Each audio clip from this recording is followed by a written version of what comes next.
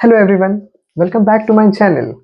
In today's video, we are going to cover IIM Vishakhapatnam's interview experience, and this is part of my interview playlist series where I'm covering all the interviews starting from Narsi Munji to SPJIMR to all the other IIMs, then IIFT, even BITSOM and other private colleges as best as can cover candidly from my experience through the bullet points that I have from last year. So I highly recommend you to watch all the videos, subscribe to my channel, and then let me know over the comment section as to what kind of videos you would like to watch next and how can I help you better before and during your MBA journey as you make the best decision of your careers and learn from the mistakes of not only others as well as yours to make a fulfilling career.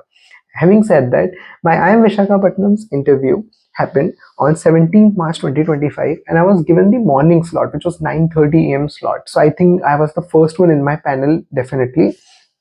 Now, when you're the first, second, or third person in the panel, I've said this before, this actually comes with an inherent advantage because the lasting impression that you make on your interviewers goes a long way, because then you set a benchmark to be compared with others, and hence you coming up, giving up the answers in the fresh energy is something which you should look forward to. In fact, if you ever have a choice, maybe before MBA interviews or even during MBA, try to take the first or second slot in any GD or any PI rounds so that you can make the best utilization or best advantage of the spot that you can have. Coming back to the questions. So in the IIM Vishakhapatnam's interview experience, I was fairly asked to introduce myself, and since they didn't give a time limit, I properly exhaustively covered all the points that there could be, from my school to my UG at VIT Vellore or from my professional experience at Deloitte Consulting. Now, these questions, as I've said many times before, which you can see in my previous videos as well, you answering these questions and leaving them open-ended, talking about your PORs, giving them certain hints will go a long way in them asking second or third questions based on that. And that sets a tone because now you are a little bit confident about the direction of the interview you want to go towards. Otherwise, if you do not give them certain hints and you vaguely talk about certain certifications which you might not even remember, it's like digging your own coffin, because then you will be stuck at questions which you don't know. So take less pressure, ease out, and give open-ended answers as best as you can during your interviews. Now, the second question, again, like, sir was very happy with my intro, is something which I have written in my notes, which I could see visibly at that point of day as well. And then he asked me about why MBA. Again, a very standard question. I've covered this extensively in my BITSOM and SPJIMR interview experiences videos as well. That when you talk about why MBA, it should relate with two things.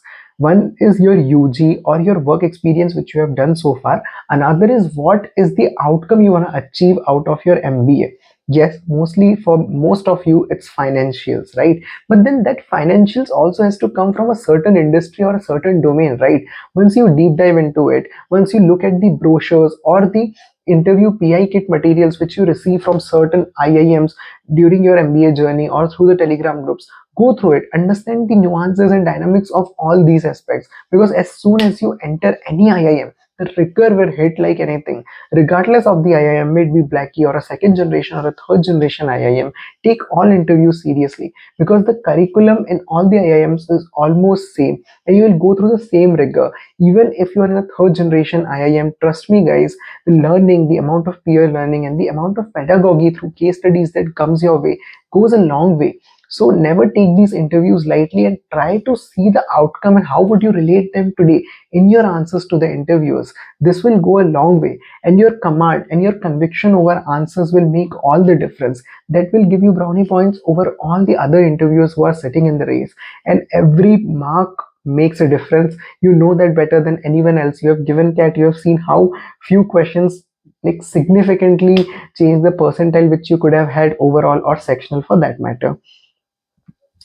Now, I also talked about certain different directions of my career which I would want in long term. And Vishakhapatnam was the only interview which was very conversational to me. So I also opened up about how PhD is also something which I could look forward to in the next 10 years down the line, because teaching is something which I like when I'm doing group studies with my friends. So a discussion over MBA and PhD is also something which revolved in my interview experience. And why I'm sharing that with you is Do not hesitate to discuss about your hobby or maybe your future interests, but at the same time be mindful. If they ask you about these, are you well prepared enough to maybe actually convince them as to how would your long term goals look like? Then professors allowed me they followed up certain questions on the politics side of things. They asked me about Madhya Pradesh's, which is my home state, there's contribution to GDP, certain GDP related questions, certain budget related questions. Also, they asked me about Deloitte initiatives on the CSR point of view, which is corporate social responsibilities. I was working in Deloitte as an analyst, and I was also promoted to consultant level. So, what are the initiatives which I also took as an active participation? Is something which I answered fairly in this question.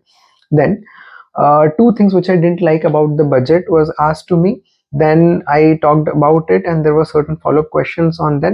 And I think one of the last questions was the unemployment rate is rising. So what and how would I tackle that is something which we ended the note on.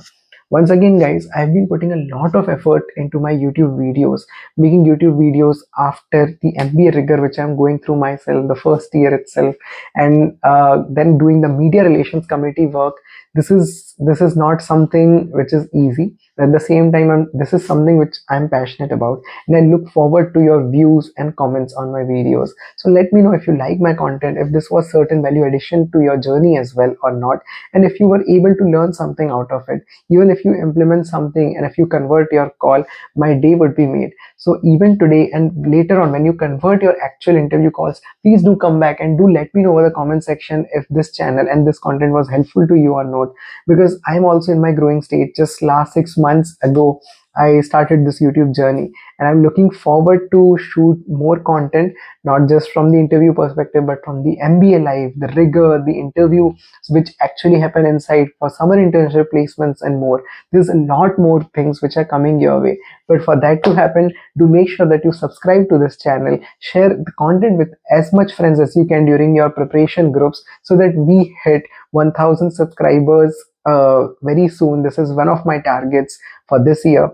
And yeah, thank you very much for joining in. I'll see you in the next video. Take care. Bye.